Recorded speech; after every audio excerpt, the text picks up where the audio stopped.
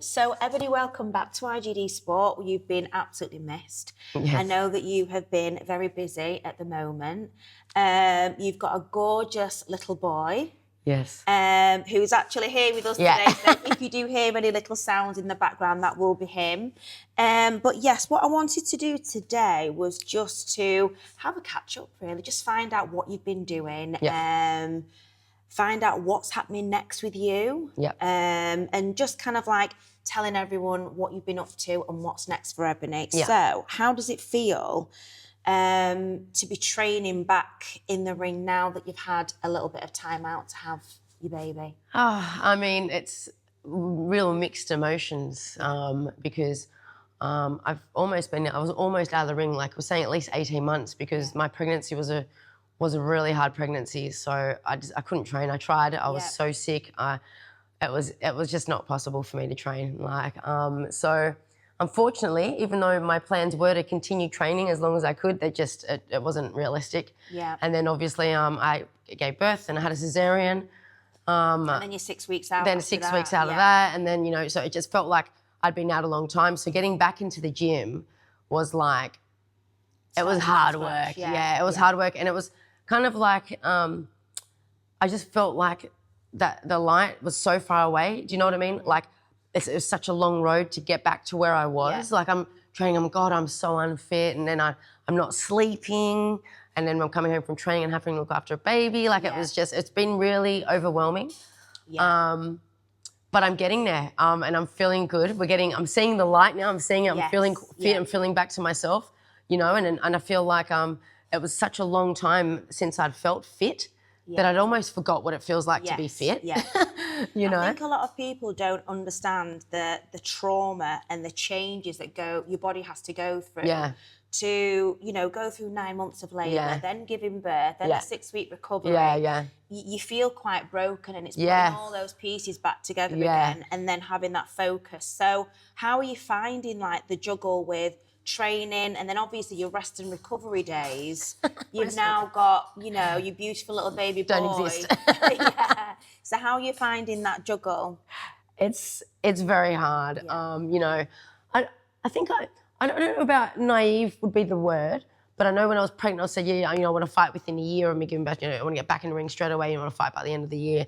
And, a lot of people are like, oh, you're going to fight again? Everyone just assumes that's it. Your career's over. You can't fight. And I'm like, wow. I'm like, yeah, of course I'm going to fight again. He goes, yeah, you think you can do that? And I go, I'm Ebanie Bridges. I can do anything that I say I'm going to do. It's like you become a mum and all of a sudden that's it. That's what people think. Over, But then when I did start getting into training, and exactly that, trying to juggle training, rest and recovery. It's really the rest and recovery. I can train, do you know what I mean, when I'm at the gym. Yes, yeah. It's more like now when I train, it's like first I've got to get the baby ready, breakfast, to get him sorted before I even get me sorted. Sometimes I forget to eat breakfast. Then I go on the way to the gym, I'm like, oh my God, drop him off at, who looks after him while I'm training.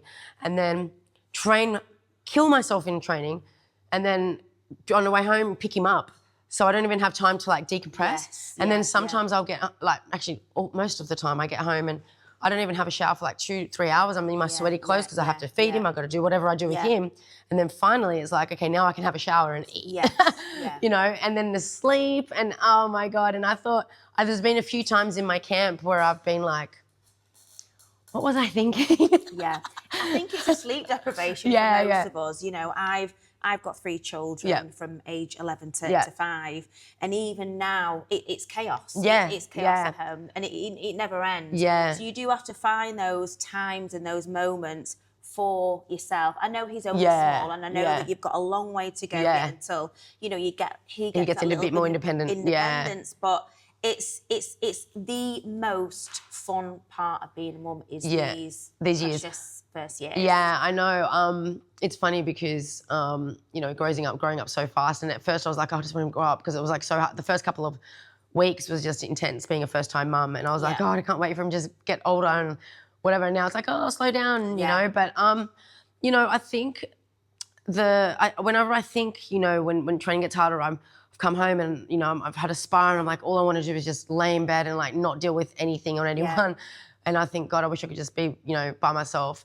I got to tend to a baby, obviously. I just think, when I do get in that ring again, when I have my fight and I win, or even to be fair, just get in the ring. Like I'm going to win anyways because that's I'm a winner. Yeah. But just to get in the ring and have a fight with with everything that's going on. I don't have my family here either. Like I don't have my mum that I can just be like, hey mum, like can you come hang out and like look after the baby and I need a nap. Like, I have people that help obviously, but it's not the same as your own family. But I think it would just be getting in that ring, knowing that I've done it, I think will be the win for me. Yes. And also the proof. Because there's at the moment it's a lot of unknown. My camp, like there's a bit of lack of confidence. There's a bit of nerves which I've never had before. Yeah. Because I'm nervous because I've never done a camp with a baby before with no sleep and having to not rest and not do everything that I wish I could do. I can't always just go out for a run when I want. I can't always do all my strength and conditioning. I can't do everything because you need to find someone to look after him, right? Yes. Yeah. So I have to juggle all that. So this will be my first fight where it's like I've had to make these adjustments or I've had to come through adversity, like this different kind of adversity. So I think once I get in there and I've done it, I'm like, okay, I can do a camp with a baby now. Yes, I've done exactly. it. But until I've done that, it's still a bit of the unknown. Yeah. It's like learning how to ride a bike again because you're having to switch and change so many of your old habits, learn new habits. And I think you've now got a purpose. Yes. You've now got this little baby, little Azera, who's absolutely gorgeous. And he's your number one fan. Oh, definitely. So no matter what happens, I mean, we all know you're going to win. We all know you're going to win this fight, which we'll move on to in a sec. But he must be your driving force. Yes. And when we do get that win, he's going to be there, and it's 100%. So emotional. Yeah. Well, and I think that's going to be the biggest win for you is the fact that he's been there to watch. 100%. I even got a little bit of goosebumps when you said that because honestly, I think. Definitely, my inspiration for getting back in the ring is him. And when I think about it, like when I have hard days and I think, why am I doing this? I always think about him and his vision that I have of, getting in the ring and, having a zero in one hand and my, world title belt in the other. My goal is to become a world champion again. Yeah. Obviously, his first fight's not a title fight, but that is the goal. That's the plan. And I keep envisioning this, image of, a zero and a belt. Yeah. And that really drives me. And I think, and also, just to inspire other women and other mums, because there's a lot of women in boxing now that are actually having babies, or just, I don't know if it's just me because I've had one, but it just seems like everyone's having babies now. But it's just to inspire other sports women to show, that you can do it. It's bloody hard, but you can do it, you know what I mean? Like, so I think that's, more driving, where before my drive was to obviously become a world champion, but it was very intrinsic for me. Yes, like it was just about me. Yeah. It's just, I have to kick off this goal, but now this is about, showing Azera when he's older, like, look what I did, and, I want to make you proud. And all these other women out there, athletes, and, that are like, look, like she's done it. It's very inspiring. Yeah. It's very inspiring. And I think, I'm, a mum of 3. Yeah. And I think it's only until I had my third baby that I actually thought, I've now got to set an example. Yeah. I've got to set an example to not only the boys, but now I've got a daughter. Oh, yeah. And she's watching everything that I'm doing. She's copying, mimicking everything. Yeah. And there becomes a level of responsibility. Yes. There becomes a level of being a new role model. And you are inspiring to other mums because mums will see what you're doing and think, well, I can do the same. Yeah. And I think, pushing boundaries with fitness and pushing your body through boundaries with fitness after you've had a baby is always challenging. Some parents, some mums, they kind of just, and that's okay, want to stay at home and, do it's funny though, because, personally, I was like, why did I say that I was going to fight again? Like, why did I do that, Ebanie? Because when I'm one of those people that say, when I say I'm going to do something, I do it. Yeah. No matter what, no matter how hard it is, I get through it and I do it. Sometimes I think, why can't I just say, that's it, I'm going to chill at home? It'd be so easy. It's like, I don't need the money. I don't need anything. Yeah. I could just be chilling at home, resting with my baby and like chilling out. But that's not you. No, it's not me. But there's always a new challenge. But I get it. Yes. I mean, I get why a lot of women don't. It's hard, it's hard. And I have an even higher level of respect for mums, which I didn't have. I didn't respect mums before, but you don't know till you're there. You get it. Now I'm like, holy shit, like, good on you. It's like all mums out there that do anything more than than what staying at home, or even mums that stay at home. That's a full-time job as well. Do you know what I mean? But on top of that, you know, trying to do their own goals, whether it be, you know, work, university, sport, like well done. And if you have more than one kid, holy shit. Because I think I'm one and done. So just while we're talking about Azira, just describe him in 3 words. Describe him? Yeah. Perfect. Yes. He's bubbly and very clever. So it's funny because between you and Kel, I can definitely see there's parts of both of you in him. He's got the beautiful blue eyes. He's got that beautiful olive skin as well. And he's very much a beautiful combination of the both of you. Yes, everyone says that he's 50-50. Like, they don't often see a baby that's really 50-50, but he is. You can see us both. But he is, he's great. He's super clever, really, really inquisitive, has been from day one. He's just sitting there smiling. He has from day one. Very happy. He's the most happiest baby. I don't think I've heard him cry since he was like, we've been doing this interview. I've not even heard of people. No, He's so good. He knows Mummy's on camera, that's why. He's going to start with the tongue soon. Right, so let's move on to the fight. Yes. Now, obviously, it's not been announced yet, soon to be announced. Tell us as much as you can at this moment in time about what's to come. Yeah, so, you know, it's obviously my first fight back. I've managed to do it within a year of giving birth, which is great. It's going to be in Puerto Rico. It's on a Serrano undercard, obviously with MVP, you know, most valuable promotions, you know, Jake Paul. It's going to be a great card, great fight card. It's just a comeback fight for me. Yeah. I'm not there to really, you know, prove anything more than just that I need to get back in the ring. You know, I've had one fight in 3 years.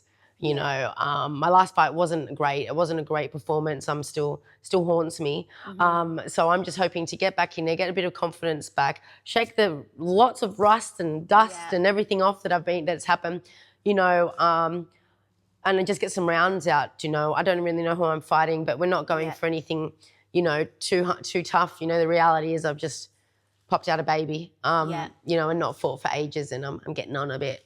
So, just want to see where I'm at, you know, and then the goal is after this fight to hopefully back it up straight away within, you know, a month or 2 months, because my career's always been really like not active, not had an active career, unfortunately. Do you know what I mean? Like one fight a year, 2 if I was lucky. Do you know what I mean? So, and an active fighter is a happy fighter. An active fighter is a good fighter. That's how you develop. You know, and especially being so long out, I need to back it up straight away. I need to be in there doing it again. Do you know what I mean? It's like I forgot what it feels like to walk out to a fight. I forgot what it feels like to be punched in the face. I forgot what it feels like to, you know, cut weight. Like all these things, you know, like it just feels like so long ago for me, you know, and because I only started boxing at 30, it's not like I've been boxing since I was 5 or like 10, you know, like me and Kel, he's like, but you know, you're just getting into it. I go, yeah, but Kel, you've been boxing since you were 8 and you've had like 43 fights and it's easy for you. It's like, you know, it's not, for me, it's not, I'm still learning every day, you know, so it's just a test the waters kind of fight and hopefully beat someone up and get a win and then back it up straight away. Well, we're going to be watching and we're going to be waiting in the wings for everything to all be announced. Yes. For everything to go your way. Yes. I've got absolutely no doubt that you will get back into Ebanie. Yes, blonde bomber. Focus. Yes. And you'll smash it. You know, we've always been a huge fan of yours. Yep.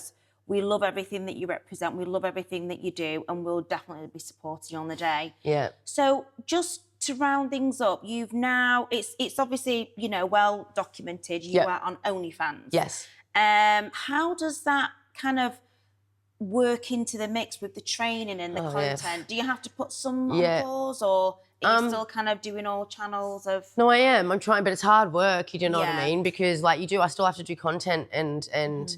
You know, I'm lucky that my fans and subscribers are really understanding. They're really, really supportive of me and Zeri and, you know, the whole family, and they're supportive of my boxing. They understand that, you know, like it's hard work, and they're, you know, they just support me. So I'm lucky. Do you know what I mean? Yeah. But I do try and put lots of content out there, you know, a lot of stuff that I'm like, you know, doing like just day to day, you know, and just showing them. That's him, he's chatting now. You know, and that's it is a hard thing, do you know what I mean? That's my income, You know, that's my income. I haven't fought for, like I said, I've had one fight in 3 years. Like, you know, that's where I make money. Otherwise, I don't know what I'd be doing. Find something else to do. You know, the whole blonde bomber has come from being this sexy, sassy boxer who's not just a bimbo, but she is someone who's intelligent. She's a businesswoman. She's a mom. She's a fighter. She's a winner. That's it. You know, so all of those things do represent a lot of what us women really kind of need to see more of, empowering other women to do the same. It doesn't matter whether it's a platform of, you know, sport or whatever it is.